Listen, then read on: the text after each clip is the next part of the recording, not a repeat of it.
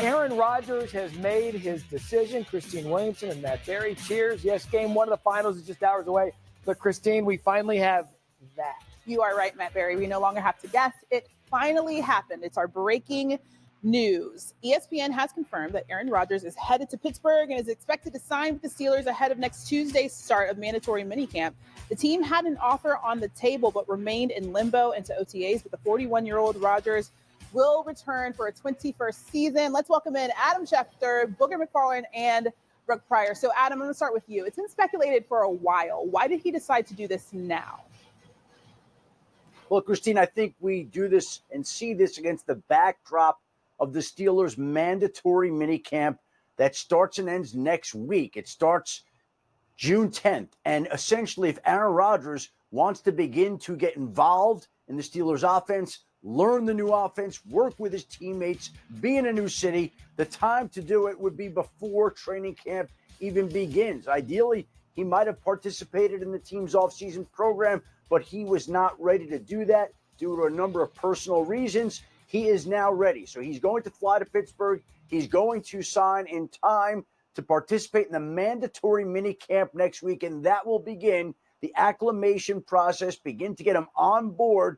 And there's been white smoke from the Vatican for the second time in recent weeks. And now Aaron Rodgers is signing with the Pittsburgh Steelers. Yeah, the summer of Aaron Rodgers seems to be an annual thing. And, Brooke, you're our Steelers reporter. You live in Pittsburgh. You're around the team. You've been speculating about this and knowing about this since the spring. What's been the reaction in Pittsburgh now that this has become official?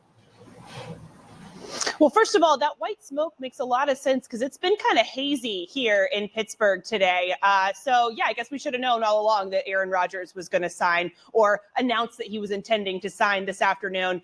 And I think that while this team has been in limbo, there's been this sense of inevitability that Aaron Rodgers would eventually sign. But that doesn't mean that I haven't picked up on some relief among the people in the building in Pittsburgh, because let me tell you, these guys are getting tired of being asked about Aaron Rodgers and what's going to happen if he signs, or maybe if he potentially comes here. There's been a lot of hypothetical questions. This team is happy to be done with the hypotheticals and be moving into a concrete reality that Aaron Rodgers is going to be a quarterback for the Pittsburgh Steelers. Okay, I want to talk a little bit more about the team side of things, because Booger, just under 3 months ago, Cam Hayward said you either want to be a Steeler or you don't. Then he later said his comments were taken out of context. But how does a locker room now embrace their new quarterback? Well, we're all professionals in this locker room. And so as far as embracing, you're going to embrace him, but they're only going to understand and deal with him based on his level of play. If he can go out and prove that he can still play competent at the quarterback position, then he'll be able to come in that locker room and everybody will be kumbaya. But if you come in there with all the hoopla, he's going to be leading Sports Center for the next 3 or 4 days. If you come in there with all the hoopla, and then when the rubber meets the road, you can't play, then people in the locker room are going to look at you sideways, because the NFL is the ultimate show me game. Aaron Rodgers is not coming into Pittsburgh because of what he's done in the past. They're looking forward to what he can do now. And the only way he's going to be able to help these guys in their locker room now, like Cam Hayward, Minkah Fitzpatrick, and TJ Watt, you have to come in there and perform now, because this team has aspirations of not just getting to the postseason. They've gotten there before. When Aaron Rodgers comes in there now, everybody's thinking bigger. They're thinking playing late January and early February. And Aaron has got to prove to this set of teammates, this is not Green Bay. He's got to prove to this set of teammates that he can help them. Nobody cares about your resume anymore. What can you do for me now is the only concern I would have when he comes in their locker room. And I'm not going to speak for Cam Hayward or Minkah or TJ, but I guarantee you they're thinking about what he can do now, not what he did 10 years ago. You know what I love about what Booger just said? Those are defensive guys, and that's kind of the heart and soul of what the Steelers have been over their entire franchise run. And Brooke, Booger spoke on it from a player's perspective and named a few players. You're around these guys all the time. How do you think this will be received from the players in the locker room?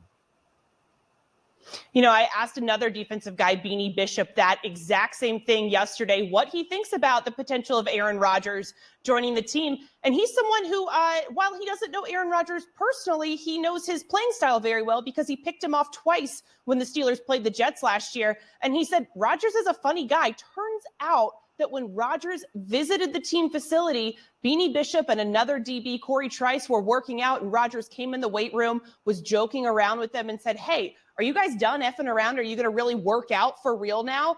And Beanie said, he's a funny guy. I really like him. He said that he looks forward to the potential at that point of having another Hall of Fame quarterback around this team again. But interestingly enough, on the offensive side of the ball, while this spring, as Mike Tomlin said earlier this year, is about teaching and learning, he said there's not a lot that we're getting ready for game action right now. This offense has been installing some of the foundational principles of the offense. The offensive line has been gelling. They've been working with the quarterbacks, getting used to their cadence, building a rapport with those guys. So I asked Broderick Jones, are you concerned about catching up with Aaron Rodgers if and when he gets here? And Jones said, no, I'm going to do my job, and it's up to him and the demeanor he brings in for how he's going to work with us.